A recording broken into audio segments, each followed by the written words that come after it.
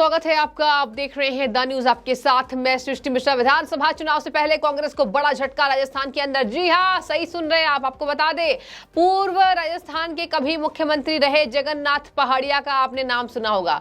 उनका निधन हुआ 2021 में, यानी 2 साल पहले उनका निधन हुआ है। उनके बेटे ओम प्रकाश पहाड़िया सहित 4 अन्य नेता भारतीय जनता पार्टी का दामन थाम चुके हैं। जहां पर आपको बता दें कि 2 बजे उनके शपथ ग्रहण कार्यक्रम थे और अब तक तो उन्होंने बीजेपी का दामन थाम लिया होगा। इसके साथ एक और बात सामने आई है। आपको बता दें, पूर्व राष्ट्रपति प्रतिभा देवी सिंह पाटिल, उनके भतीजे भी भारतीय जनता पार्टी में शामिल हो चुके हैं। जहां पर कहा जा रहा है उनके भतीजे विजेंद्र सिंह सहित 2 अन्य लोग भी बीजेपी की सदस्यता लेंगे। तो बहुत बड़ा झटका राजस्थान कांग्रेस में।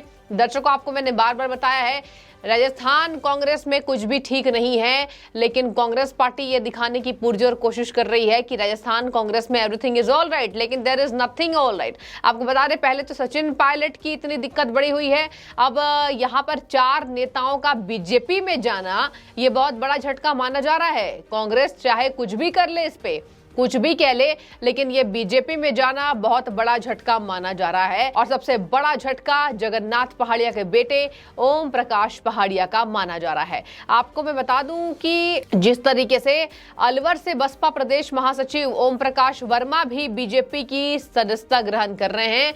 रिटायर्ड आईएएस, देखिए यहाँ पर आईएएस भी बीजेपी को थाम रहे हैं। रिटायर्ड आईएएस हैं चंद्रमोहन मीना, वो भी भारतीय जनता पार्टी में शामिल हो चुके हैं। उल्लेखनीय है, अभी मैंने आपको पिछले हफ्ते बताया था, सुभाष महरिया, वो भी कांग्रेस छोड़कर भारतीय जनता पार्टी में शामिल हो चुके हैं। तो चुनावी साल के लिए ये कांग्रेस के लिए सबसे बड़ा झटका माना जा रहा है। आपको बता दें, कार्यालय में 2 बजे इनके शपथ ग्रहण का कार्यक्रम था, जहां पर प्रदेश प्रभारी अरुण सिंह और प्रदेशाध्यक्ष सीपी जोशी की मौजूदगी में ये सभी 4 नेता सदस्यता लेते हुए बीजेपी की नजर आने वाले हैं। जहां पर आपको बता दें कि ओम प्रकाश और विजेंद्र पहले कांग्रेस के टिकट पर चुनाव लड़ रहे थे, अब भारतीय जनता पार्टी की तरफ से ये चुनावी रण में दिखाई देंगे आपको। गौरतलब है कि पूर्व केंद्रीय मंत्री सुभाष महरिया सहित कई लोग कांग्रेस का दामन छोड़ बीजेपी में शामिल हो चुके हैं। कांग्रेस को यह बहुत बड़ा झटका चुनावी साल में आने वाले विधानसभा चुनाव है, उसके बाद लोकसभा चुनाव है।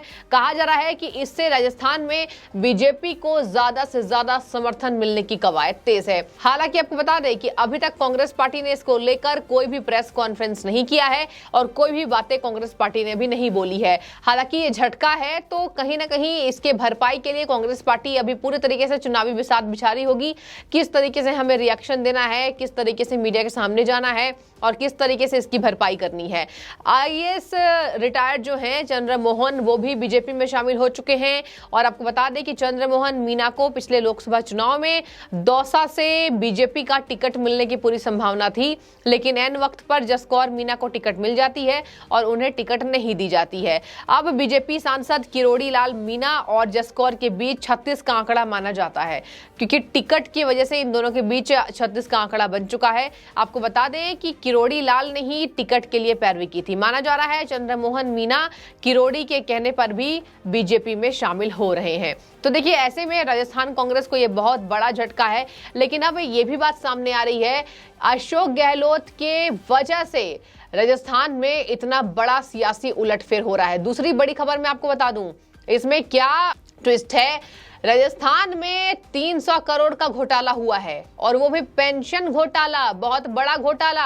बुजुर्गों को पैसे नहीं मिल रहे हैं। Retired IAS officers, retired officers के पत्नियों को पैसे मिल रहे हैं, लेकिन बुजुर्गों का जो हक है पेंशन पे, उनको नहीं मिल रहा है। 2 लाख गलत अकाउंट में राजस्थान कांग्रेस ने पेंशन भेजे हैं, जिसका लेना देना नौजवानों से नहीं था। आपको बता दें, 17 से 18 साल के युवा जो हैं पेंशन का फायदा उठा रहे हैं, और वही बुजुर्गों से इनका हक छीना जा रहा है। और ये एक बड़ा गलत ऑडिट राजस्थान के अंदर पाया गया है। जब इसकी ऑडिट होती है तो ये आता है कि 300 करोड़ का पेंशन घोटाला है, जहां पर कई ऐसे बुजुर्ग हैं, कई ऐसे प्रतिशत में बुजुर्ग हैं जिन्हें पेंशन वहां पर सरकार नहीं दे रही है। हालांकि सरकार ने पेंशन को 750 से बढ़ाकर 1000 कर दिया, लेकिन यहाँ देखिए वो पेंशन कहीं और जा रहा है, या तो अफसर्स के पत्नियों के पास जा रहा है या तो 17 से 18 साल युवाओं के पास जा रहा है। ये बहुत बड़ा स्तर का घोटाला है। इस पर लोग लगातार राजस्थान कांग्रेस को ट्वीट कर रहे हैं और लिख रहे हैं,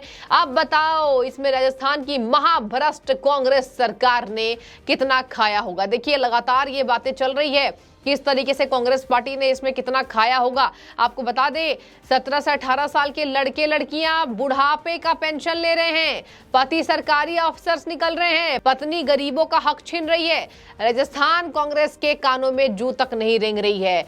2.70 लाख फर्जी पेंशनर्स पाए गए हैं और जब इसका ऑडिट होता है, जब इसकी चेकिंग होती है, तब ये बात निकलकर सामने आती है। यानी कि राजस्थान कांग्रेस सोई हुई थी।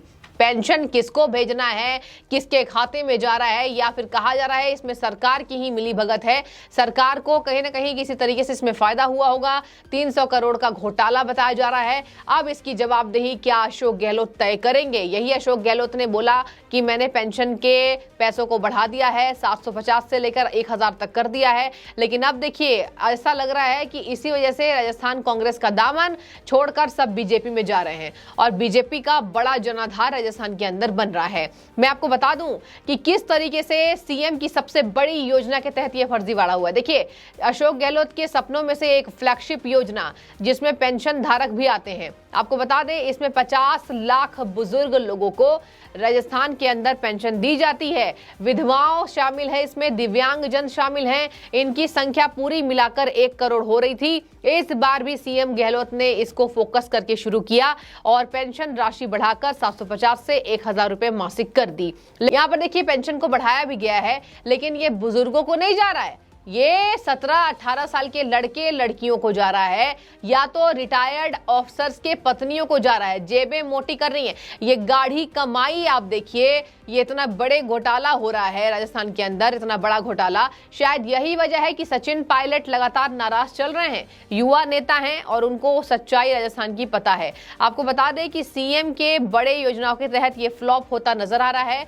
आय में फर्जीवाड़े से पेंशन पाने में टॉप 5 जिले में आपको बता दूं हनुमानगढ़, जयपुर, बूंदी, बारां, झालावाड़। ये 5 जिले हैं राजस्थान के जो पाया जा रहा है कि इनमें इन जिलों में ज्यादातर गलत पेंशन धारक पाए गए हैं ऑडिट के बाद, चेकिंग के बाद। इसके साथ आपको बता दें उम्र में कौन कौन से जिले में फर्जीवाड़े हुए हैं, कौन कौन से वो जिले हैं जहां उम्र के हिसाब से गलत पेंशन मिले हैं, वो मैं आपको बता देती हूँ। नागौर, करौली, भरतपुर, दौसा और अलवर, ये 5 जिले हैं जहां उम्र के हिसाब से गलत पेंशन दे दिए गए हैं। टॉप 10 जिले फर्जी तरीके से पेंशन पाए गए हैं। विभाग के अफसर भी कम नहीं हैं। ऑडिट रिपोर्ट में आया कि विभागीय अफसरों की गलती के चलते 93,336 लोगों को, दर्शकों ध्यान से सुनिए, 336 लोगों को 93,000 गलत पेंशन राजस्थान कांग्रेस ने दे दी है। अब जरा सोचिए राजस्थान कांग्रेस की स्थिति कितनी खराब हुई होगी कि यहाँ पर पेंशन के कामों को भी नहीं संभाला जा रहा है। यानी कि चौपट, यहाँ कहा जाता है ना अंधेर नगरी चौपट राजा, यही पहेली यहाँ पर राजस्थान में फिट बैठती नजर आ रही है। क्योंकि आप सोचिए जरा, वो बुजुर्ग जो चल फिर नहीं पाते होंगे, जो बाहर नहीं जा पाते होंगे, उन्हें एक पैसे नहीं मिल रहे हैं और 17-18 साल के लड़के लड़कियों को पैसे मिल रहे हैं। बुजुर्गों के हक को परिवार वाले ही मार रहे हैं और यहाँ राजस्थान कांग्रेस सोई हुई है।